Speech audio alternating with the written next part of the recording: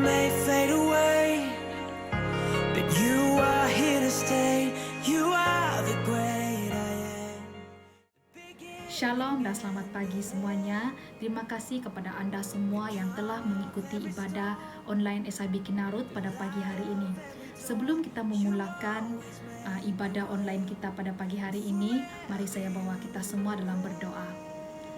Haleluya Yesus, haleluya Bapa. Terima kasih Tuhan atas berkat dan kesempatan yang telah Engkau berikan kepada kami ya Tuhan pada pagi hari ini ya Tuhan.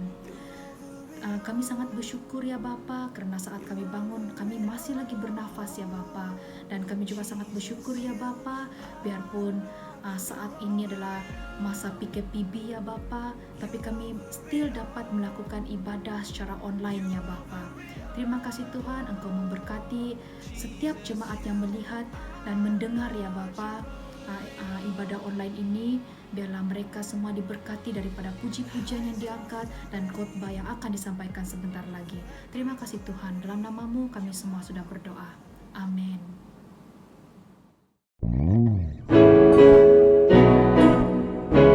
Siap untuk memuji Tuhan semuanya? Haleluya.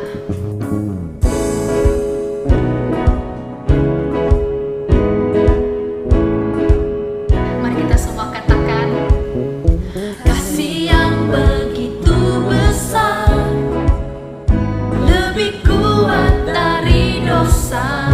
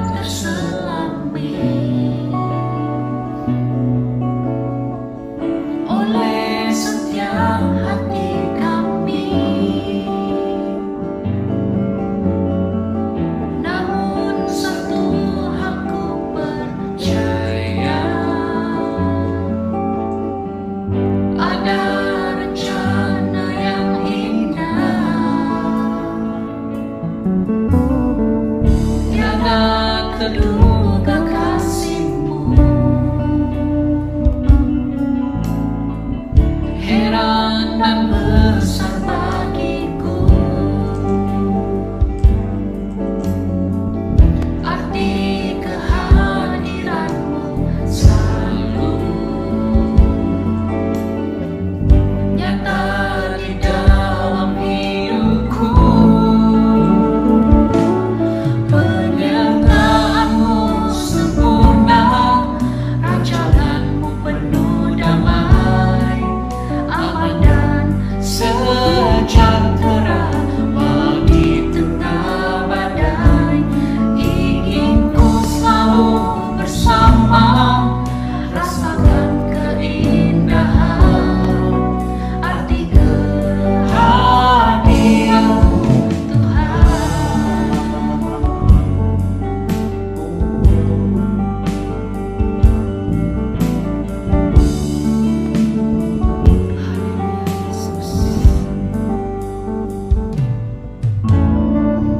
Tiada terduga kasih-Mu,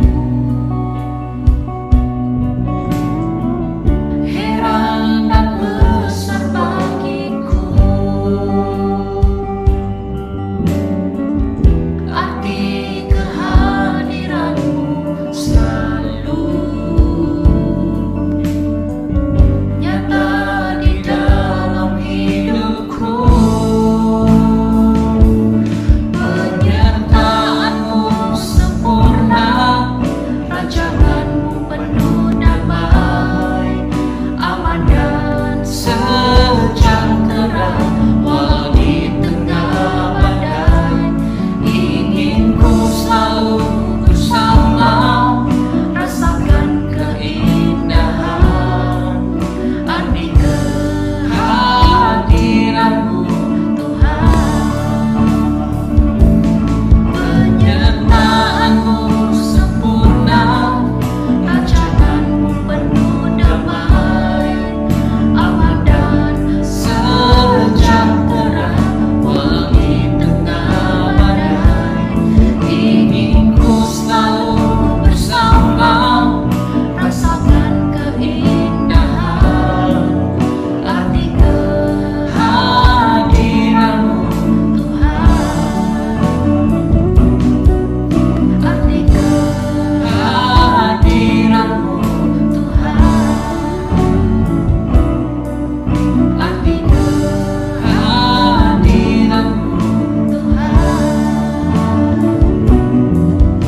Arti kehadiran-Mu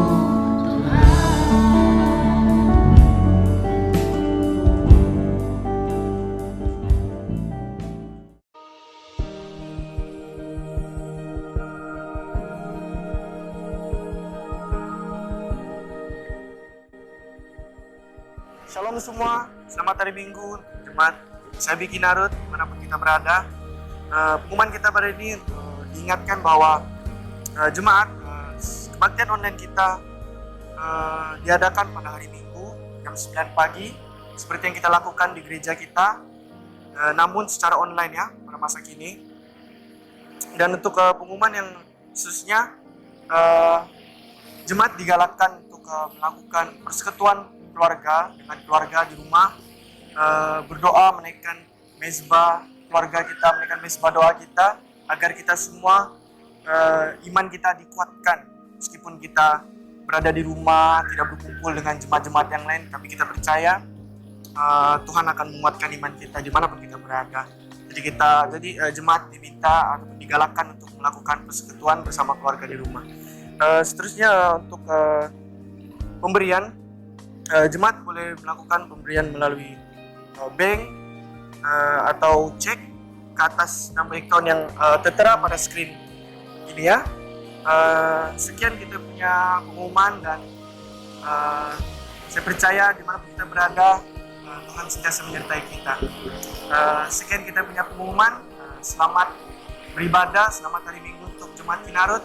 Tuhan memberkati. Selepas ini kita akan mendengarkan sharing firman Tuhan daripada anak Tuhan yang akan menyampaikan firman Tuhan sebentar lagi. Terima kasih.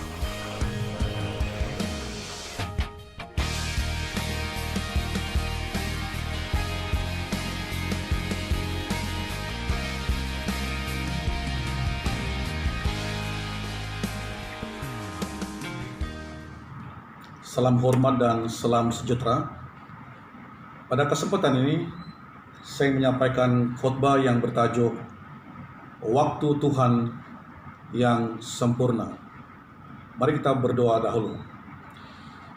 Bapa kami yang di surga, dalam Tuhan kami Yesus Kristus, kami sangat mengucap syukur untuk kesempatan ini, kiranya Tuhan mempersiapkan para pendengar dimanapun juga mereka berada, dan juga berdoa supaya Tuhan memberikan hikmat dan kebijaksanaan kepada hamba-Mu yang menyampaikan ini.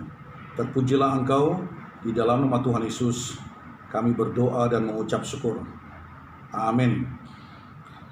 Mari kita membaca teks dari 1 Yohanes pasal 3 ayat 20. Tuhan lebih besar dari hati kita dan Dia tahu segalanya. Saudara dan saudari, di tengah kesulitan ini, kita cenderung merasa doa dan tangisan kita kepada Tuhan tidak didengar karena kita mungkin tidak melihat perubahan langsung dalam situasi kita. Ini adalah kesalahpahaman tentang bagaimana seharusnya hubungan kita dengan Tuhan. Kita harus menyerahkan semua kepercayaan kita ke dalam tangan Tuhan. Lagipun dalam 1 Yohanes pasal 3 ayat 20 yang baru saya baca tadi berkata, Tuhan lebih besar dari hati kita dan Dia tahu segalanya. Dan hanya karena kita tidak melihat perubahan langsung, bukan berarti Tuhan tidak pernah mendengar Anda, karena Dia ada. 7 ayat Alkitab berikut ini hanyalah beberapa kata dari Tuhan yang meyakinkan kita bahwa waktu Tuhan selalu sempurna, bahkan ketika kita tidak dapat melihatnya pun. Yang pertama ialah Dia sabar. Dalam 2 Petrus pasal 3 ayat 8 sampai dengan 9 dikatakan, tetapi jangan lupakan satu hal ini, teman-teman yang terkasih. Dengan Tuhan sehari seperti 1000 tahun, dan 1000 tahun seperti sehari. Tuhan tidak lambat dalam menepati janjinya, karena beberapa orang memahami kelambanan. Sebaliknya, Dia bersabar dengan Anda, tidak ingin siapapun binasa, tetapi semua orang datang untuk bertobat. Saudara dan saudari, apa yang mungkin kita fahami sebagai melihat respon yang lambat adalah karena Tuhan tidak mendengarkan kita. Kita tidak meluangkan waktu untuk bersabar. Tuhan sabar dengan kita, dan sebagai balasannya kita harus bersabar dengannya. Sangat mudah untuk membandingkan diri kita dengan orang lain dan bertanya-tanya mengapa sesuatu telah datang untuk mereka tetapi itu belum terjadi pada kita. Kita perlu memahami bahwa ada tujuan dan alasan sesuatu tidak terjadi atau tidak berubah. Saya merasa kitalah yang perlu melakukan perubahan, dimulai dengan kesabaran. Yang kedua ialah Tuhan mengarahkan. Dalam Amsal pasal 16 ayat 9 dikatakan, di dalam hati mereka manusia merencanakan jalan mereka, tetapi Tuhan menetapkan langkah mereka. Nah, saudara dan saudari, kita semua bersalah karena telah merencanakan masa depan kita. Terkadang itu baik, tetapi seringkali tidak. Ketika kita membuat rencana jangka panjang di hati kita, kita kemudian dengan cepat menemukan diri kita kecewa dan bahkan tersesat. Tetapi jika kita curahkan kepada Tuhan dan membiarkan Dia membawa kita ke tempat yang kita inginkan, tidak ada ruang untuk perasaan sakit hati ini dan langkah-langkah yang kita ambil untuk mencapai momen-momen atau saat-saat indah dalam hidup kita dinikmati sepanjang perjalanan kita. Yang ketiga adalah waktunya. Dalam Pengkhotbah pasal 3 ayat 1 dikatakan, ada waktu untuk segalanya dan musim untuk setiap aktiviti di bawah langit. Nah, saudara dan saudari, Tuhan tidak pernah berjanji kepada kita bahwa hidup kita di bumi akan mudah. Tetapi Dia mengatakan bahwa ada waktu dan musim untuk segalanya. Jika Anda terus membaca ayat 8, Anda akan melihat ada beberapa hal yang kita anggap baik, akhirnya bertentangan dengan sesuatu yang kita anggap buruk. Tetapi Tuhan telah memberitahu kita bahwa ada tujuan dari semuanya. Dalam ayat 2 sampai dengan 8 berbunyi, ada waktu untuk lahir dan ada waktu untuk mati. Ada waktu untuk menanam dan ada waktu untuk mencabut. Ada waktu untuk membunuh dan ada waktu untuk menyembuhkan. Ada waktu untuk meruntuhkan dan ada waktu untuk membangun. Ada waktu untuk menangis dan ada waktu untuk meruntuhkan dan ada waktu untuk membangun. Ada waktu untuk menangis dan ada waktu untuk tertawa. Ada waktu untuk berduka cita dan ada waktu untuk menari. Ada waktu untuk menebarkan batu dan ada waktu untuk mengumpulkan mereka. Ada waktu untuk berpelukan dan ada waktu untuk menahan diri dari berpelukan. Ada waktu untuk mencari dan ada waktu untuk menyerah. Ada waktu untuk menyimpan dan ada waktu untuk membuang. Ada waktu untuk merobek dan ada waktu untuk memperbaiki.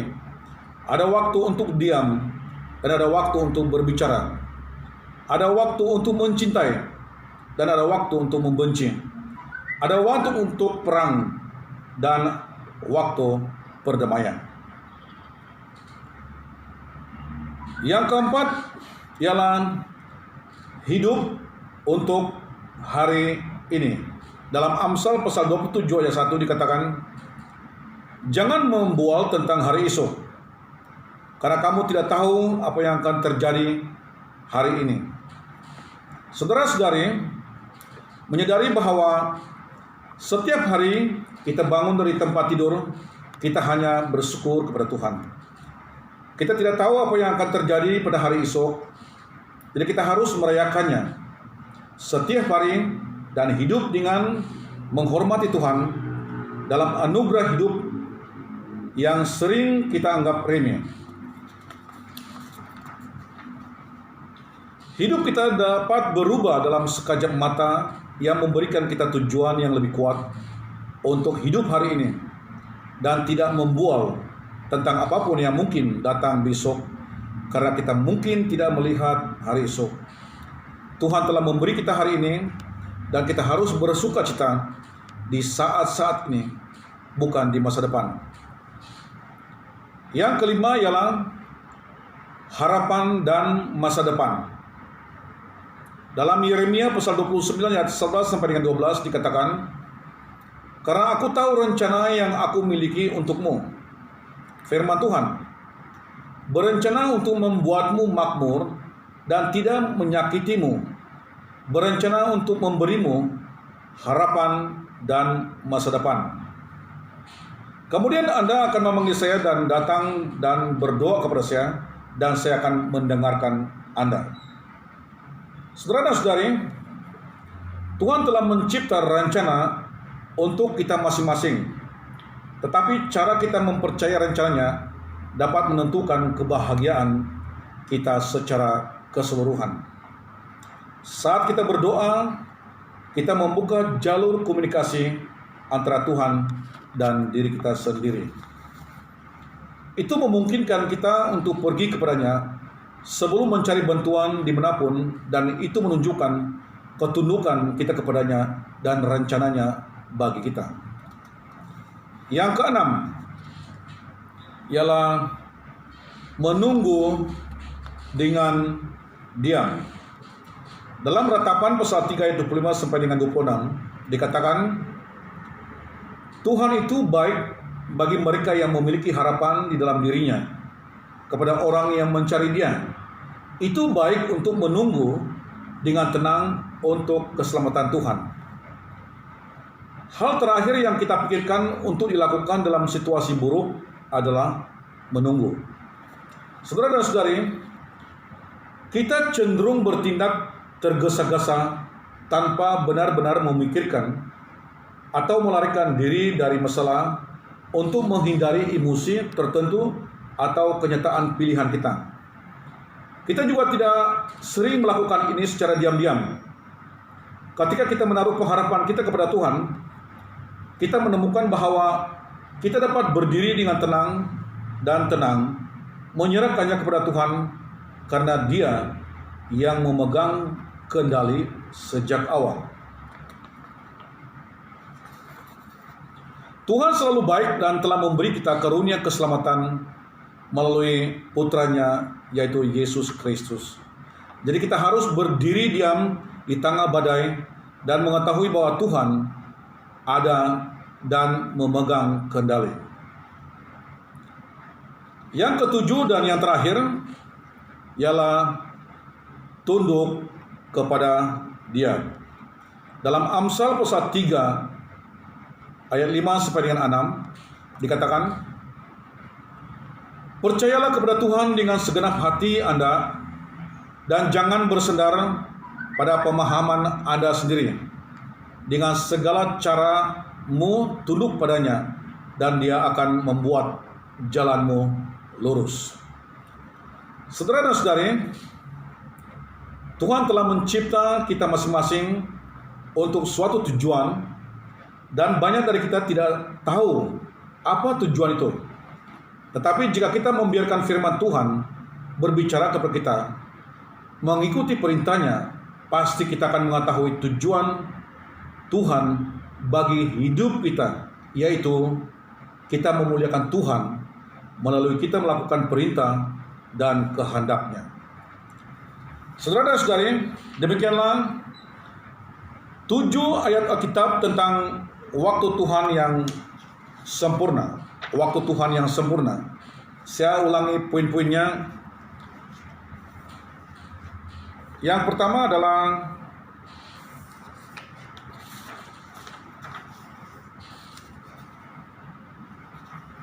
sebentar. Yang pertama adalah Dia sabar. Kemudian yang kedua, Tuhan mengarahkan.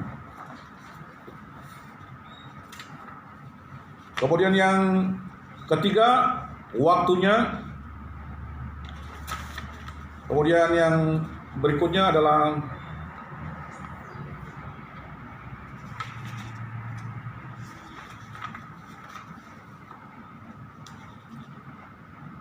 yang keempat, hidup untuk hari ini. Yang kelima adalah harapan dan masa depan. Kemudian yang berikutnya adalah menunggu dengan diam. Dan yang terakhir, yang ketujuh, yaitu tunduk kepada Dia. Saudara dan saudari yang dikasihi Kristus, mari kita akhiri dalam doa. Saya akan pimpin. Bapa kami yang di surga, dalam Tuhan kami Yesus Kristus, kami sangat mengucap syukur Tuhan untuk 7 poin yang didasarkan dengan 7 ayat Alkitab tentang waktu Tuhan yang sempurna. Waktu Tuhan yang sempurna adalah waktu Tuhan yang sangat indah, waktu Tuhan yang terbaik untuk setiap kami. Oleh sebab itu Tuhan, Engkau berikan kami sensitivity atau kepekaan mengenai dengan waktu Tuhan yang pasti, waktu Tuhan yang sempurna. Supaya setiap tindakan, perbuatan kami, perancangan kami sesuai dengan waktu Tuhan yang terbaik, waktu Tuhan yang sempurna, waktu Tuhan yang pasti dan yang meyakinkan. Terima kasih Tuhan, terpujilah Engkau. Di dalam nama Tuhan Yesus kami berdoa dan mengucap syukur. Amin.